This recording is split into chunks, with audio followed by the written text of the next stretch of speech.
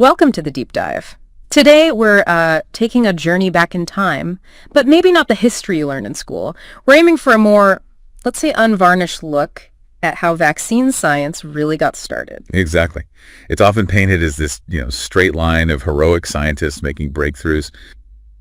But what if that picture has been, maybe polished a bit? A kind of self-congratulatory story. That's the idea. We're putting those foundational stories under a magnifying glass today. We'll be digging into the historical record, looking for the odd details, some really quite bizarre practices, actually, and moments where the science maybe wasn't so scientific, or even cases of misrepresentation that kind of defy logic. And a lot of this deep dive draws on different historical perspectives, including research highlighted by folks like Ken McCarthy, trying to piece together a more complex picture, maybe a bit unsettling too. It can be, yeah. So what's the plan? We're looking at three main phases. First, back to the very beginning with smallpox. Then, the arrival of the hypodermic needle, which is surprisingly interesting and had some downsides. Definitely. And finally, we'll take a closer look at the superstar himself, Louis Pasteur. Get ready, because some of this might really challenge what you thought you knew about vaccine history. Okay, let's start with smallpox. I mean, no one doubts it was a terrifying disease, right? Huge impact historically. Oh, absolutely devastating. It created this massive urgency for some kind of protection. And way before Jenner, who everyone knows, there was something else. Yeah, variolation. It was practiced in various cultures for, centuries. It was an early form of immunization against smallpox. How did that work exactly? Basically, they deliberately introduced material from a live smallpox case, usually from the pustules or scabs of someone who had a milder form of the disease. Wow, so directly using the live virus. Live wild variola virus. Yeah. But here's the key difference from modern vaccines.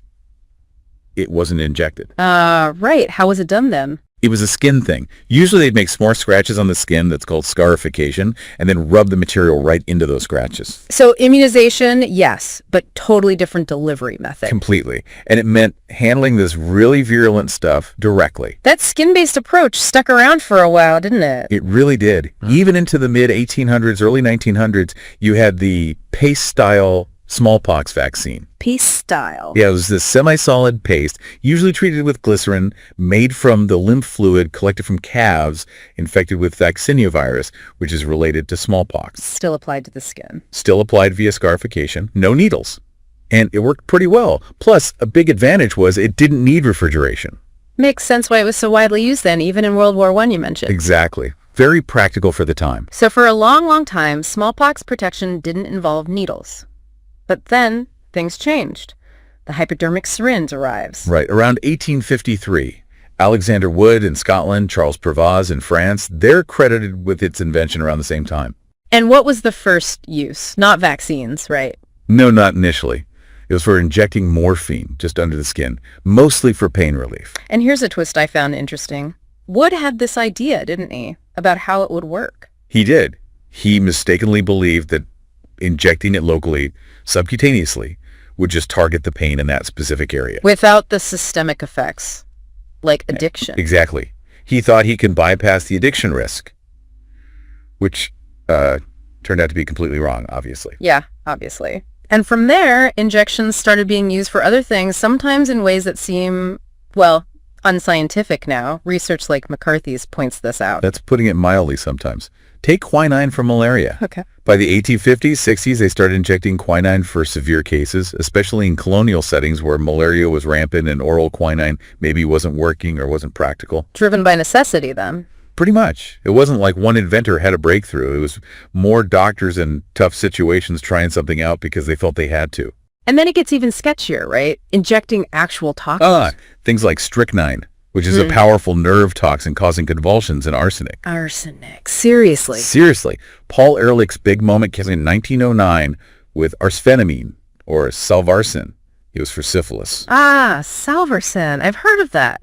Hailed as a breakthrough. It was the first real synthetic antimicrobial drug, but it was arsenic-based. Still arsenic. Still arsenic, still toxic, and needed injection. The argument was it was less toxic than the mercury they used before it. Which is a pretty low bar, isn't it? A very low bar. Before Ehrlich, using mercury or arsenic was basically, as some historians put it, guesswork. So Ehrlich brought some method to it. He did. He systematically tested compounds in animals, tried to quantify doses. That was an innovation. But, the method still led him to champion therapies we now know are incredibly toxic. Therapies no one would use today. Absolutely not. It just shows how the definition of scientific rigor changes over time, doesn't it? Definitely. And this leads us to something even more disturbing. The 1916 polio epidemic. Again, some of McCarthy's research touches on this. Yeah, this was the first really big polio epidemic in the U.S. Yeah. Centered in New York City. Mostly hit young kids, under 5. They called it infantile paralysis then. This was just before the U.S. joined WWI. Right. And the public health response in New York, it was extreme. What did they do? Well, officials went into crowded tenement buildings, especially in poor immigrant areas, and aggressively sprayed and mopped with carbolic acid. Phenol. Phenol, isn't that pretty nasty stuff? It's a toxic, caustic compound. Even low concentrations can cause nerve damage, paralysis, breathing problems. Wait a minute. Paralysis, breathing problems. Exactly. Symptoms that sound an awful lot like poliomyelitis itself. So they were spraying a chemical that could mimic the disease they were trying to stop? It raises serious questions, doesn't it? Especially considering that these areas were just saturated with the stuff, and it disproportionately affected poor and immigrant kids. That's deeply troubling. Yeah. But it didn't stop there, did it? No. It gets worse. Kids who showed polio-like symptoms, maybe from the phenol, maybe from the actual virus, who knows, were then subjected to experimental treatments. Like what? Intraspinal injections. Injections into the spinal canal. Of what? A compound called hexamethyltetramine or urotropin. Okay. What does that do? It breaks down inside the body and releases formaldehyde. Formaldehyde. The preserving fluid. They injected something that turns into formaldehyde into kids' spines. Yes. The idea, however misguided, was to disinfect the nervous system. But was there any proof it worked? Absolutely none. It was unproven, ineffective, often harmful, based on completely wrong ideas about polio, and again, often given to poor immigrant children. It's hard to even process that. Just to be clear, public health officials, doctors were giving spinal injections that released formaldehyde to sick children. In the name of medicine and public health, yes, that happened. Wow, okay. And the understanding of polio itself back then was maybe not as solid as we think. There's that 1908 experiment, right? McCarthy's work questions this too. The Landsteiner and Popper experiment.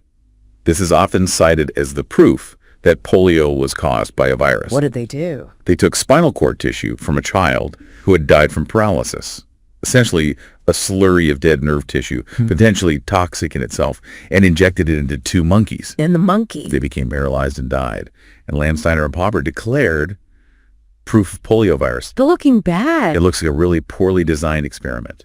Uncontrolled, injecting toxic material could cause paralysis on its own. It's not reproducible by modern standards, not ethically sound, not scientifically rigorous proof of causation by today's criteria. And you mentioned earlier outbreaks like one in Vermont. Right, 1894. No virus was actually identified then. The label poliomyelitis, meaning a viral disease, was kind of applied backwards after 1908 to fit the new theory. So the neat story of virus discovered, problem solved is not so neat. Not at all. And there's another layer, environmental factors. This is something McCarthy and others have really dug into. Like what? Well, polio outbreaks peaked in the summer. Summer was also peak season for spraying agricultural pesticides, neurotoxic ones, like lead arsenates. Lead and arsenic, both neurotoxins. Absolutely. And later, DDT. These things accumulate in the body. They can cause paralysis, muscle weakness, respiratory problems. Again, symptoms overlapping with polio. So pesticides could have been a factor. It's a serious question. DDT use, for example, really took off residentially after 1945. It peaked around 1955. And 1955? The year the Salk vaccine was announced. Oh, wow. That timing is interesting. It is. DDT messes with nerve function, causes tremors, convulsions, eventually exhaustion and paralysis. So you have this summer perfect storm. Kids potentially exposed to neurotoxic pesticides and visible paralytic illness. How many cases blamed solely on a virus might have had a toxic component? It really challenges that simple poliovirus did it narrative. It certainly complicates it. Okay, let's shift gears to Louis Pasteur. Huge figure. Scientific immortality, basically. Absolutely. One of the giants. But an interesting fact, not a medical doctor. Right, you mentioned that. Doctorate in science. Correct. And his rabies vaccine, which is legendary, right? Seen as this massive step forward. Yeah, the story of Joseph Meister, the boy bitten by a rabid dog. That story is powerful. But if you look at historical critiques, like from Gerald Geisen, or points raised in McCarthy's analysis, Pasteur's methods weren't exactly clean. Not by today's ethical or transparency standards, anyway. How so? Well, take the ethical side. He claimed there was medical supervision. No risk to the child, but the consent process seems to have been rushed. Risks maybe not fully laid out. And the science itself? He presented his vaccine development as very rational, methodical, but his own lab notebooks apparently show a lot more trial and error, maybe even desperation at times. Less clear science, more experimentation. And how he reported his results? Tended to focus heavily on the successes. Failures or ambiguous results were often downplayed or just ignored. So, managing the narrative? You could say that. His communication style, his self-promotion, historians now see it as quite strategic, sometimes even misleading. Now, the point isn't to just tear down Pasteur, is it? No, not at all. His impact was enormous. But it's about understanding that science, even great science, is done by humans. It gets shaped by ambition, pressure, politics, reputation. It's also true he didn't patent his vaccines, right? Didn't get rich from them. Correct. He gained immense prestige, honors like the Académie Française, a state funeral. That cemented his public image as the selfless hero of science. This connects to a bigger picture too, doesn't it? The role of big institutions, like the Rockefeller Foundation, in shaping medicine. Definitely. Enter Frederick T. Gates. Not Bill Gates' family. This is Frederick T. Gates, John D. Rockefeller Sr.'s key advisor. And he wasn't a scientist or a doctor either. What was his role? He was more like an architect of influence, a social engineer, some might say. He had this grand vision Which was to basically reorganize the entire medical field, doctors, hospitals, charities, under one big, centrally controlled plan. He explicitly wanted science, managed by elite experts or technocrats, to replace religion as the guiding force in society. Cool. Hugely. And he, along with Simon Flexner, the first director of the Rockefeller Institute for Medical Research, pushed hard for a specific kind of science. Laboratory-based biology, germ theory, vaccination.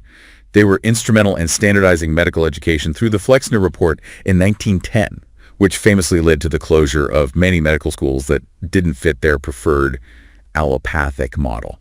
And the Rockefeller Institute worked closely with the military. A very close relationship. Deep, sustained, mutually reinforcing, focused on infectious disease control, bacteriology, vaccines, professionalizing medical science within a sort of military-industrial framework. And there's a direct link back to Gates' family and a specific event. Yes. Frederick T. Gates' son, Frederick L. Gates, who's a physician and researcher, conducted large-scale meningitis vaccine trials. When and where? At Camp Funston, Fort Riley, Kansas, in early 1918. Look, Fort Riley, 1918, isn't The exact place and time often cited as the origin point for the 1918 Spanish flu pandemic. So Gates Jr. was doing mass vaccine trials on thousands of soldiers there. Multiple injections, untested bacterial concoctions, under military discipline.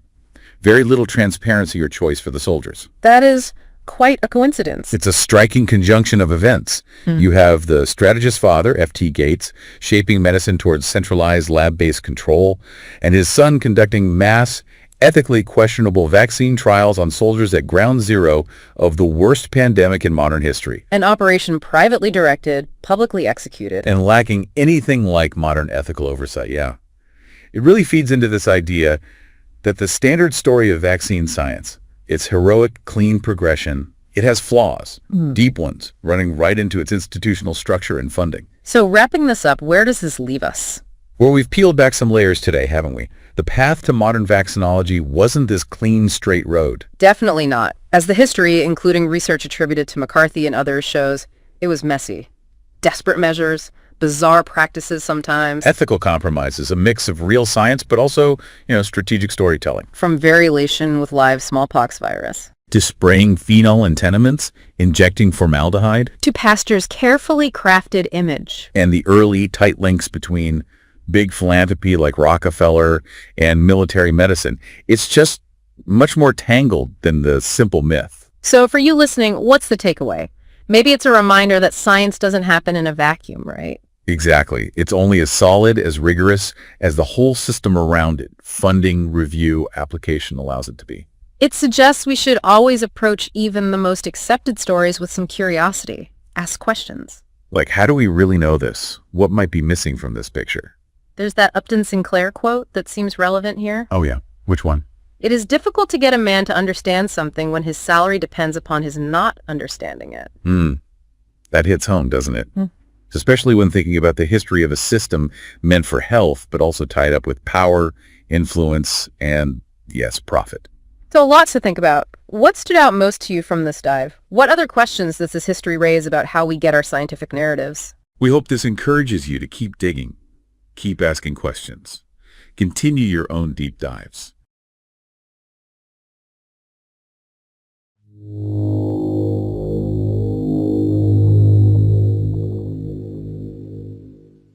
Brass Check TV, free to you, not free to us. We've got a server bill, we've got an email software bill, we've got a tech helper bill, and that happens every month. So to everybody that is supporting us financially, that's paying for their subscription in one way or another, we really appreciate it. If you're not, consider doing so. Everybody's got money for the newspaper and the cable bill and all that. Do you have money for media that's actually serving you? That's really the issue here. And when you help us, it allows us to get this information out to the world. So thanks to all our supporters, and if you're not a supporter already, please consider becoming one.